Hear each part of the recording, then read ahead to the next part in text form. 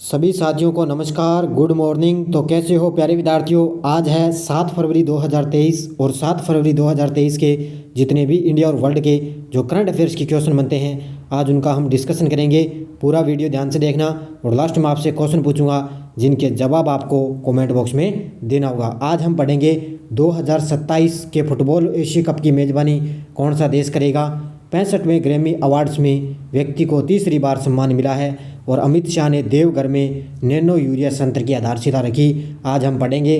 Daily आपको 7 बजे class मिलती है। कल आपको किसी कारणवश से आपको क्लास नहीं मिल पाई, संडे के दिन आपको शाम को मैंने वीकली भी क्लास आपको दे दी है। तो स्टार्ट करता हूँ। एक बार सभी साथी वीडियो को लाइक कर दें, शेयर कर दें और PDF आपको इसकी टेलीग्राम पर शाम तक मिल जाती है। टेलीग्राम पर वीडियो के डिस्क्रिप्शन में टेलीग्राम का लिंक है, वहाँ जाकर इसकी PDF आप डाउनलोड कर सकते हो। तो स्टार्ट करता हूँ। आज सीधी पहला प्रश्न देखिए आज की क्लास। और कई दिनों से आपको यस्टरडे डोज भी नहीं मिल रही, कोई कार्य ज़्यादा हो चुका है, इसलिए आपको कुछ कई दिनों के लिए आपको यस्टरडे डोज है। टेलीग्राम पर क्विज भी आपको नहीं मिल रही, तो क्या है हम कार्य ज़्यादा हो चुका है इसलिए आपको टाइम नहीं मिल रहा, इस वजह से आपको ये क्विज टेलीग्राम पर नहीं मिल रही। तो स्टार्ट करता हूँ। पहला प्रश्न देखो, हाल ही में कौन सा देश 2027 के फुटबॉल एशिया कप की मेज़बानी करेगा। तो कौन सा देश है 2027 के फुटबॉल एशिया कप की मेज़बानी करेगा। ये करेगा सऊदी अरब। कौन सा देश करेगा? सऊदी अरब करेगा। देखो पूरी डिटेल इसकी। एशिया फुटबॉल परिसंघ AFC उन्होंने घोषणा की है कि किंगडम ऑफ सऊदी अरब ने 1956 में अपनी स्थापना के बाद से अपने इतिहास में पहली बार 2027 के एशिया राष्ट्र कप की मेज़बानी करेगा। यानी कि 1956 में जब स्थापना हुई थी किंगडम सऊदी अरब की, उसमें पहली बार 2027 में ये एशिया राष्ट्र कप की मेज़बानी करेगा सऊदी अरब। और यह निर्णय बहरीन की राजधानी मनामा में 1 फरवरी को एशिया फुटबॉल परिसंघ की 33वीं कांग्रेस के कार्य के दौरान हुआ था। कहाँ पर है? ये है इनकी राजधानी है मनामा में। 1 फरवरी को ये निर्णय लिया गया था। अब देखो आगे, अभी हम बात करें अब की बार 2023 में, तो 26 जून से 16 जुलाई 2023 तक एशिया फुटबॉल कप के अगले संस्करण की मेज़बानी कतर करेगा। तो ये आपको सभी को पता है अभी 2023 के अंदर तो कौन करेगा? कतर देश। दूसरा प्रश्न देखो, हाल ही में 65वें ग्रैमी अवार्ड्स में किस व्यक्ति को तीसरी बार सम्मान मिला है। तो ये मिला है रिक्की रे केज को। किसको मिला है? रिक्की केज को। 65वें ग्रैमी अवार्ड्स में किस व्यक्ति को तीसरी बार मिला? रिक्की रे केज को। और आपने CET के अंदर देख लिया होगा क्वेश्चन आपका इंडिया करंट का एक भी यहाँ से बाहर नहीं जा रहा। मैंने प्रूफ पूरी डिटेल आपको टेलीग्राम पर पूरे तथ्य के साथ भी दे दी है। देखो मुख्य तथ्य, भारतीय कंपोजर रिक्की केज ने एक और ग्रैमी जीतकर भारत का नाम रोशन कर दिया है। 65वें ग्रैमी अवार्ड्स में केज ने अपनी एल्बम डिवाइन टाइड्स के लिए रॉक लेजेंड स्टीवर्ट कॉम्प्लेट के साथ बेस्ट इमर्सिव एल्बम का अवार्ड जीता है। और अमेरिका से इनका संबंध है, यानी कि अमेरिका में इनका जन्म हुआ। जाहिर सी बात है ये क्वेश्चन जरूर टपकेगा एग्जाम के अंदर। तो 65वां ग्रैमी अवार्ड्स में इनका ये याद रखना भी, डिवाइस टाइड्स कौन सा है? रॉक लेजेंड स्टीवर्ट कॉम्प्लेट के साथ बेस्ट एल्बम का अवार्ड जीता है, ध्यान रखना इसका। तीसरा प्रश्न देखो, हाल ही में ITBP ने लगातार तीसरी बार नेशनल आइस हॉकी चैंपियनशिप जीती। इसका आयोजन कहाँ पर किया गया? इसका आयोजन किया गया लद्दाख के अंदर। कहाँ पर किया गया था? लद्दाख में किया गया था। देखो लेह के लद्दाख में आयोजित यह प्रतियोगिता का ये 12वां संस्करण था और फाइनल मुकाबले में ITTBP ने, यानी कि भारत चीन तिब्बत सीमा ने टीम ने लद्दाख स्काउट्स को 1-0 से मात दी थी। लेह के लद्दाख में आयोजित ये इसका संस्करण किया गया और 12वां संस्करण चल रहा था। उसी में इसने लद्दाख को क्या है फाइनल के अंदर इसको हराया था। लद्दाख में इसका आयोजन किया गया था। चौथा प्रश्न देखो, हाल ही में ऑल इंडिया फुटबॉल फेडरेशन के तत्वावधान में आयोजित नेशनल बीच सॉकर चैंपियनशिप किस टीम ने जीती है। तो हाल ही में ऑल इंडिया फुटबॉल फेडरेशन के तत्वावधान में आयोजित नेशनल बीच सॉकर चैंपियनशिप किस टीम ने जीती? ये जीती है केरल ने। किसने जीती है? केरल राज्य ने। देखो पूरी डिटेल, सूरत के डुमस बीच पर आयोजित फाइनल मैच में केरल ने शानदार प्रदर्शन करते हुए पंजाब को मात दी है। तो पंजाब इसमें उपविजेता रही। सूरत के डुमस बीच पर आयोजित फाइनल मैच में केरल ने शानदार प्रदर्शन किया। और राजस्थान के अमित गोदारा 27 गोल के साथ सर्वाधिक गोल करने वाले खिलाड़ी थे। इसमें ध्यान रखना, राजस्थान के अमित गोदारा ने क्या है 27 गोल के साथ सर्वाधिक गोल करने वाले भी खिलाड़ी बने थे। ये आपको याद रखना, पॉइंट भी ध्यान रखना, राजस्थान के खिलाड़ी हैं ये।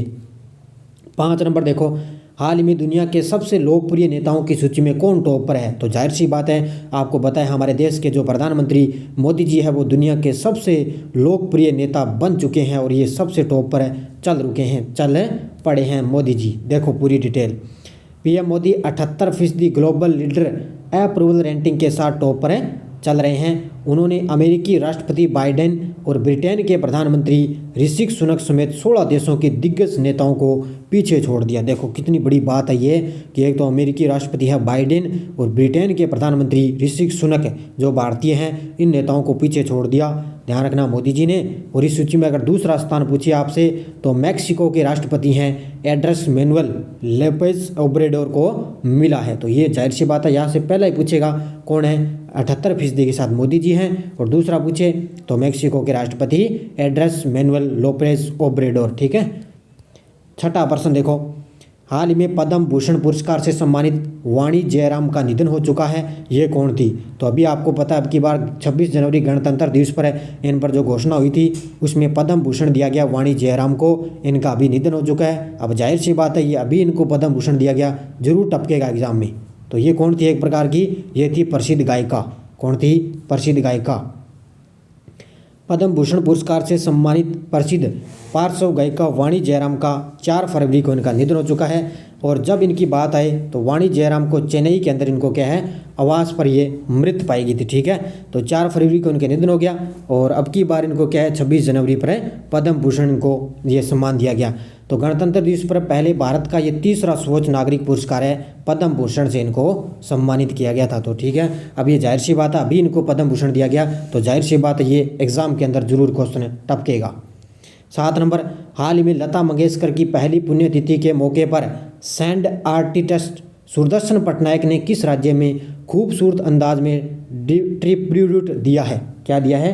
ट्रिब्यूट दिया है। अब आपको पता है कल 6 फरवरी को क्या है लता मंगेशकर की पहली पुण्यतिथि बनाएगी। उसी मौके पर क्या है सैंड आर्टिस्ट सुदर्शन पटनायक ने उड़ीसा राज्य में, कहाँ पर है? उड़ीसा राज्य के अंदर खूबसूरत अंदाज में डिस्ट्रीब्यूट इनको किया है। अब ये पूछा जा सकता है, ध्यान रखना। स्वर कोकिला के नाम से प्रसिद्ध है ये लता मंगेशकर की आज यानी कि कल इनकी पहली पुण्यतिथि बनाएगी। और 6 फरवरी 2022 को उनका निधन हो गया था, यानी कि पिछले साल इनका 6 फरवरी 2022 को निधन हुआ। यानी कि पूरी उड़ीसा में समुद्र तट पर लता मंगेशकर की रेत से बनाएगी यह मूर्ति करीब 6 फीट की है। तो ये लाइन आपके लिए पूछी जा सकती है कि इनके जो पहली पुण्यतिथि पर कहाँ पर इनकी रेत से बनाएगी मूर्ति करीब 6 फीट की है। तो यह है, ध्यान रखना, उड़ीसा के अंदर बनाई गई थी ये।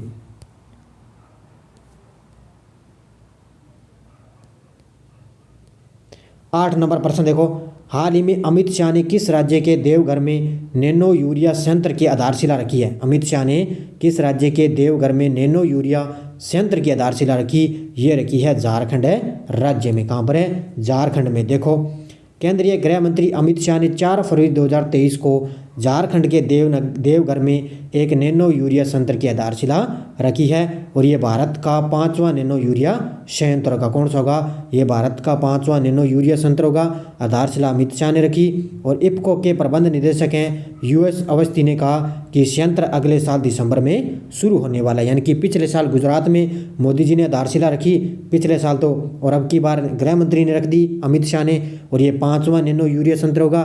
और इफ्को के प्रबंध निदेशक कौन है? US अवस्थी ने ये कहा कि इस साल ये अगले साल यानी कि इस साल ये दिसंबर में शुरू हो जाएगा।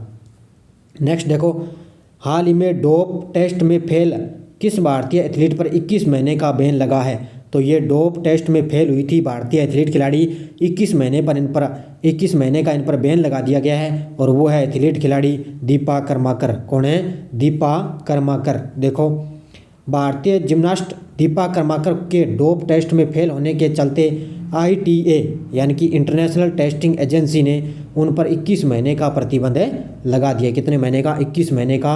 और पहली बार दीपा ने स्वीकार किया कि अनजाने में प्रतिबंधित पदार्थ उनका सेवन किया, यानी प्रतिबंधित पदार्थ ये सेवन कर लिया उन्होंने। इस वजह से उन्होंने डोप टेस्ट के अंदर फेल होने के चलते उन्होंने क्या है कि यानी कि इंटरनेशनल टेस्टिंग एजेंसी ने उन पर 21 महीने का प्रतिबंध लगा दिया है।